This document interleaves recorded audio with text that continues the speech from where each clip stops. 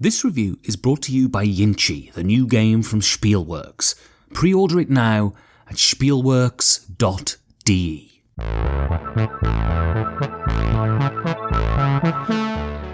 From the kitchen of the cabin, it's the 5 Games for Doomsday review. Copenhagen.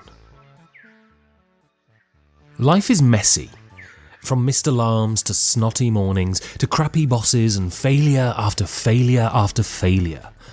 Even those who lead the most successful, carefree lives are encrusted with the mess of living. The detritus of our lives is the reassuring reminder that none of us are perfect, and thank the non-existent deity for that.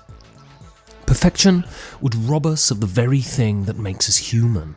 We stumble through life every day, bumping into things, making mistakes and reaping the punishment from past problems.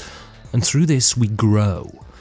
Our opinions develop, and all of those tiny abrasions from the sheer messiness of life create a fully rounded person who lives imperfectly in this imperfect world. That doesn't stop us though from peering over the fence and wondering what next door's lawn would be like to roll around on. This is why we're attracted to the clean, the orderly, the efficient and the elegant. We all know that if we could dispense with some of the clutter, we could breathe a little easier and face the new day with a chest that is a little less constricted. Marie Kondo has taught us that we need it in our sock drawer, and Rainer Knizia extols its virtues in our games. Copenhagen from Asger Granerud and Daniel Pedersen is a game that thrives on this kind of uncluttered elegance to deliver an experience that is the psychic equivalent of drinking from a clear mountain stream. In Copenhagen, players assume the roles of frescoteers, tasked with completing the frontages of the iconic buildings that line the canal. This is done by drawing cards that in turn are used to pay for the polyominoes that you lay on your building-shaped player board. Play a certain number of cards of a certain colour and take a shape made up of that many squares and plaster it to the front of your building. Complete a row and score points, complete a column and score more points. There are shields that if covered will yield you bonus tiles that let you substitute cards for others, take cards and build on the same turn, and a host of other benefits. The first person to 12 points, or the person with the most points when the cards run out, wins the game and can head off to Christiania to sit by the lake and enjoy some herbs. Copenhagen is a beautifully tooled piece of engineering. Every aspect of this game has been sanded down until it fits snugly together and delivers a 20-minute experience that is as well oiled and smooth as a newly serviced bicycle. There are some games that feel like they've had the lives play-tested out of them. This is not so with Copenhagen.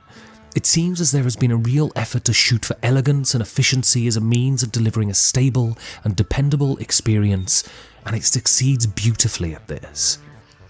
There is no doubt that this game falls firmly within the family bracket, but this is not to denigrate it in any way.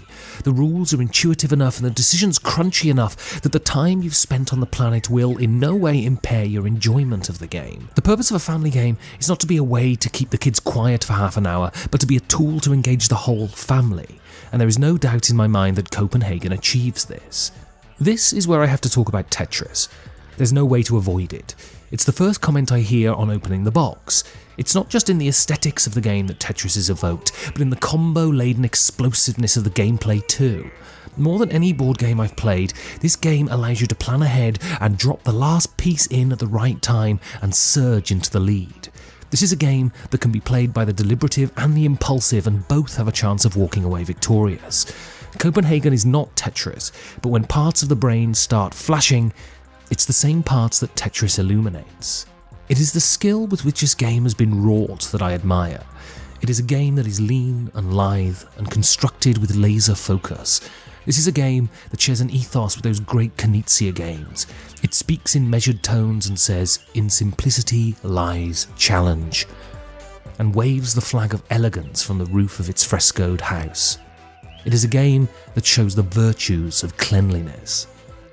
Games like Copenhagen offer us a respite from the clutter of our normal lives, and a couple of rounds of this will certainly help you breathe a little easier. This review was made possible by the donations of my patrons. You can become one too by going to patreon.com/5G4D. Thank you for listening.